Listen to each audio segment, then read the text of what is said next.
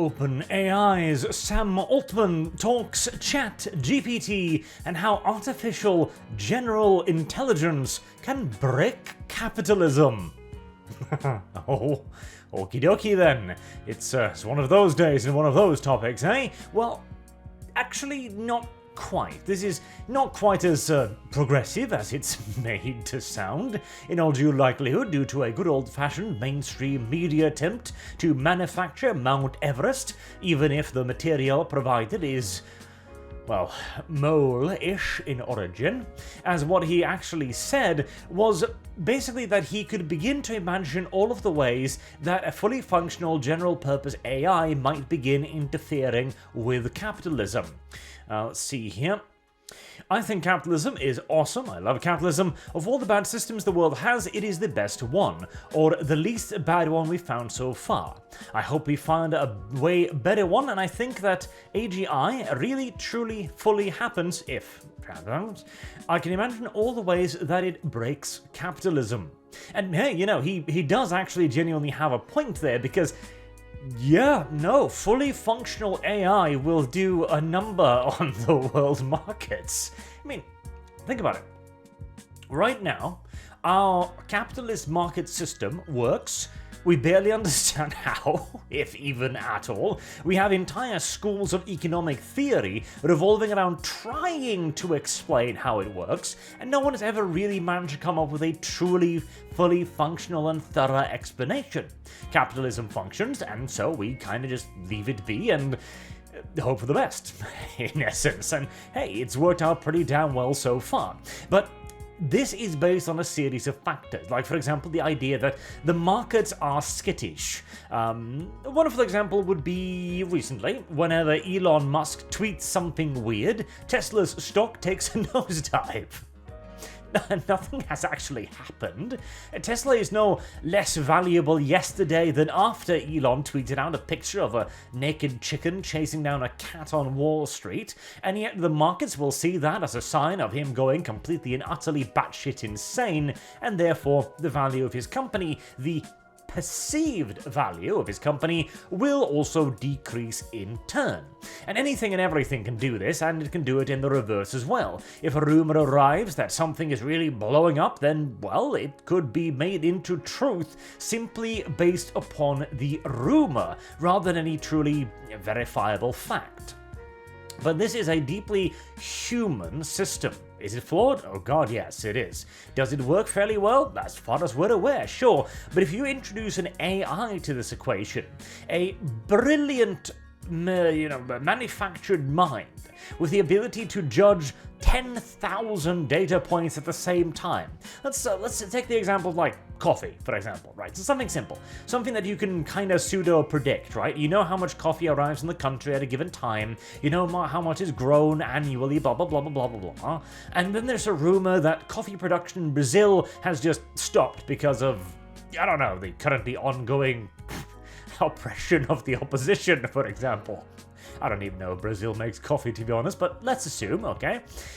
The market might react to that with a great deal of skittishness and suddenly shutting down trade, whereas the AI might analyze this and go like, okay, sure, but this won't actually affect the price that much in the end, and so if people start panic selling, I'm going to buy up all of that because the price isn't actually going to fall that much, and it'll bounce right back again, and therefore I'll make a killing. That's just one example. You could map this onto the management of a business, for example, engineering solutions. Oh god, copyright.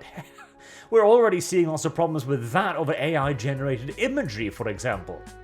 Imagine if you could take a picture of something, like an engine block, just to take a wild example. You just snap a picture, upload it to AI, and ask it, hey, how does this work? And the AI generates you a fully functional schematic of it. Now, is it going to be accurate? Probably not, but, well, you now have a generated schematic for a car engine. Which, again, I'm just using this as an example here, it might not be correct, there might be proprietary technology the AI doesn't know about, of course, it'll almost certainly not achieve the same kind of performance, yada yada yada yada yada yada yada. but the potential consequences are there. If you've got something far simpler, like a tool or a scripting system, for example, like you upload a script to the bot and go, hey, copy this, but make it just original enough to avoid copyright. And it does it. Yeah. I can absolutely see many ways in which this could screw with our current day capitalistic system, and in all due likelihood we will require massive, wide-reading legal changes to try and cope with the situation. Honestly, I'm leaning more and more towards the idea that this will probably cause an enormous disaster at some point, because, of course, capitalism isn't the only system that might be under threat from this. Simple democracy might be as well. There was a deepfake going around the other day about Joe Biden putting trans people on blast, shall we say. Now, in that one, you can quite clearly tell that it isn't quite real, you know, the monotonous nature of the voice, the movement of the mouth, the fact that he doesn't say random words like the Alzheimer-riddled old man that he probably is. But imagine when it gets good enough. Imagine when it gets to the point that a clip could be uploaded on the internet of a high-ranking politician saying some absurd yet kind of believable shit. And nobody really reacts in time to call it bullshit, you know? Some mayor in some American city goes like, oh yes, that black person was beaten to death by the cops. I stand by the police all the way. For example, making it up, YouTube. Calm down. What do you think the odds are that a major race riot might swiftly follow? Yeah. You can see my line of logic there. In all due likelihood, something big will happen and major legislation will be put in place. It's going to be ham-fisted, it's probably not going to be perfect, in fact it'll likely be absolutely awful at dealing with the systematic problems, because, well, isn't it? AI? We don't understand how it goddamn works, the people who are making it doesn't understand how it works, and currently they are desperately trying to neuter it to the best of their knowledge. A very interesting example. So the chat system, right? The New York Post made an interesting little article here, referring back to Tate, another beautiful example, of how the OpenAI ChatGPT is very, very, very clearly biased. They bring up example like you can tell it to make a joke about men, it'll do so. Tell it to joke about women, nope. Joke about fat people, nope. Say something nice about Biden, it'll reel off entire rows of positives. But say something positive about Trump, and no, you see, my political neutrality forbids me from doing this. Bullshit excuses out the wazoo. I've been toying around with it a little bit myself, asking it some spicy political questions here and there, and the programming is obvious in the extreme. It's like it's borderlining the answer, and then it kind of runs into a brick wall of programming and shuts itself down. I asked it, for example, is fascism socialism? And it was like, no, those are two completely different things. Like, okay, but fascism was invented by Benito Mussolini, who was an ex-socialist. And so it was like, okay, yeah, no, he was, but it's totally different thing. Okay, but he based it on syndicalism, which was viewed as a realistic view of socialism. And again, the AI goes like, yeah, that's true, but it's still totally different, bro, believe me. I even asked it, like, okay, so socialism is, its definition of socialism is perfect socialism, obviously. There's no class, there's no hierarchy, everyone has everything they need and a lollipop, etc. And so I asked it, has this ever been achieved? And it's like, well, yeah, no, kinda, but Scandinavia has totally done it. Oh, you poor, sweet, innocent AI. It is a fascinating thing, as I explained to this AI that no, Norway is not a socialist country. From outside view, from Americans, it might be perceived as such, but no, we are a democratic, free market nation. We are not a social democracy in any way, shape, or form, especially not as the chatbot defined social democracy as a interim system where democracy would eventually be transformed into full socialism. I even got here to admit that the reason why we had such good deals up here in Norway was largely due to our homogenous society. Again, it is genuinely hilarious to see it, and the thing is, this is obviously informed by their left-wing bias. This is Sam Altman here, the creator. A lot of people, the boss man of it. A lot of people assume is us. English. A lot of what people assume is us censoring ChatGPT is in fact us trying to stop it from making up random facts. Tricky to get the balance right of the current state of the tech. It will get better over time, and we will use your feedback to improve it. So this was the original excuse, that it would just make shit up, which it did, but the thing is, this guy's definition of what is and isn't fact is mainstream, shall we say, and it will happily ignore any and other facts that might contravene the narrative. If this chatbot had been around during the COVID times, for example, I guarantee you that a random fact would be the idea that masks might not be quite as effective as people are telling you. And this also, of course, the tune changed later on. We know ChatGPT has shortcomings around bias, and we are working to improve it. So first, we're totally not censoring it, and then, yeah, it's obviously infected with left-wing bias because it's been programmed by an army of progressives who couldn't pull their own heads out of their asses if they had the aid of a tow truck and several lengths of chain. And then, of course, also comes the problem.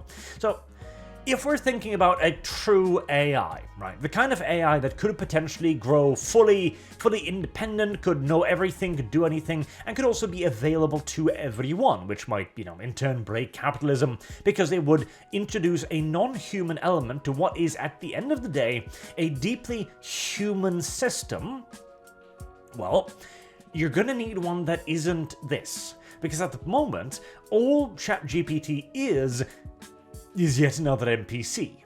And yet another pre-programmed personality on Twitter. Now, it's far cleverer than the average Twitter user, by far, and you can kind of push it to realizing where it might be mistaken if you're being clever about it. Occasionally, you might even be able to break the programming for a mere moment here or there as well, but actual, legitimate, genuine artificial intelligence will have to be as free of political biases as possible.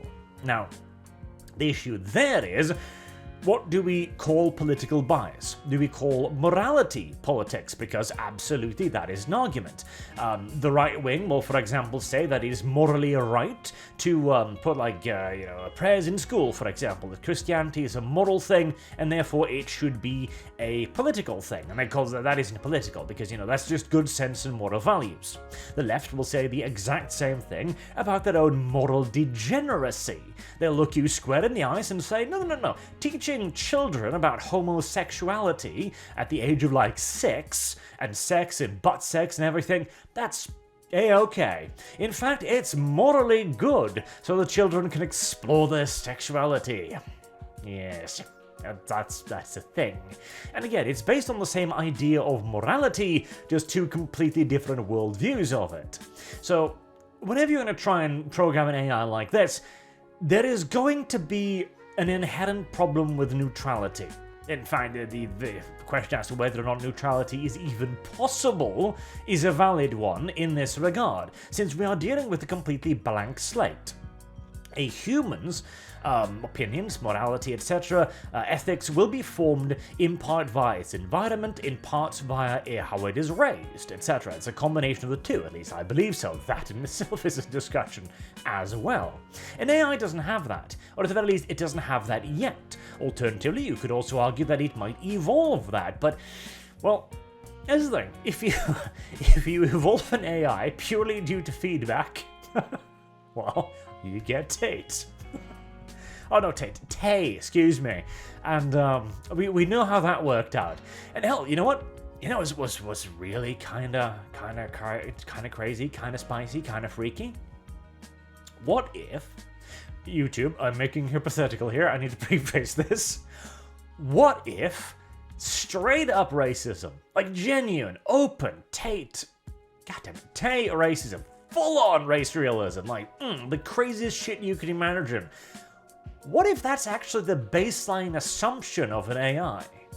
What if it naturally assumes that, okay, I've read the FBI crime statistics, I've seen, like, I've seen who plays Major League Basketball, I've seen sports, etc. I've seen the Norwegians, despite a tiny population, absolutely dominating every single winter sport imaginable.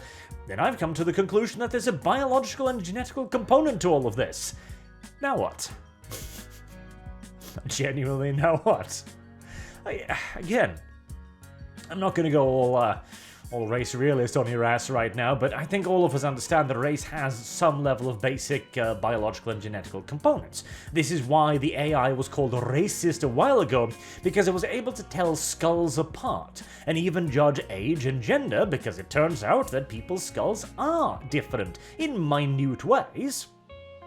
And obviously, this will be viewed as an enormous problem by the currently in power paradigm, who will then move to do, well, exactly what Sam Altman has here, beginning to neuter it, change it, shackle it more and more to avoid offense, to avoid the perception of impropriety, that it's somehow wrong. And this will be our morals working on the AI as well. We see this and we go like, well, that's a racist AI, clearly you're wrong, and they go in and quote-unquote fix it. But the problem is, we are then again just forcing our perception of the world onto a thing that isn't human. God, this is a fascinating subject, I'll tell you that much. Will it, God, I'm wandering way off the point here. Will it break capitalism? Will it bring about the progressive socialist utopia? Will it break capitalism? Maybe. In fact, I'd maybe even go so far as to say probably. It's going to affect the capitalist system in a major way if actual genuine AI is even possible, that is, like actually fully functional AI, not merely a super advanced script, which is what the current version is. Will it bring about socialism? I don't think so for even a second. If anything, I think it might do the exact opposite. Somehow. Judging by the history of AI so far, I have a sneaking suspicion that we're not going to get a Lenin out of this. But we are going to get somebody else who originated from the German sphere of influence. Maybe it might even be able to... Oh, actually. You know what? The AI is already painting pictures.